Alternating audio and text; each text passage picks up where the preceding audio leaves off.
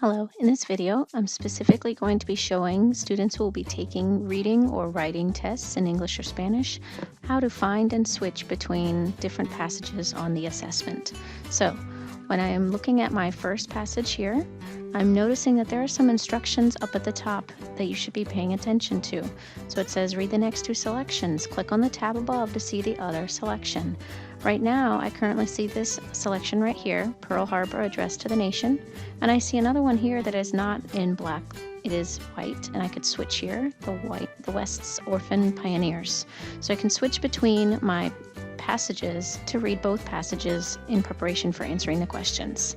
The other thing I notice is often on our district-created assessments, you will see instructions for these paired passage questions, letting you know exactly which passage to use to answer this question. So this one tells me to make sure I'm using Pearl Harbor Address to the Nation. So I can make sure that I am on that passage. When I go to my next question, it again tells me which passage to use. I go to my next question. It may or may not switch to the other passage, but it tells you right here, use West's Orphan Pioneers, and I can make sure that I switch to that so that I'm looking at that passage to find my answers. And I continue through my test. And then I get to questions that will tell me to use both passages in order to answer the question. So again, make sure that you flip between the two passages in order to get your evidence and find your answers.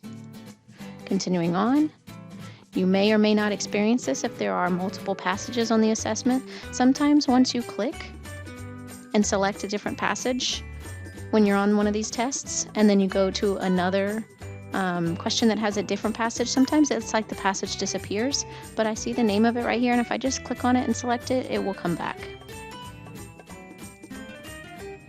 The same thing happens if I am going back in my questions. Sometimes those passages disappear. Don't worry, don't stress, just click so that you can view those passages again.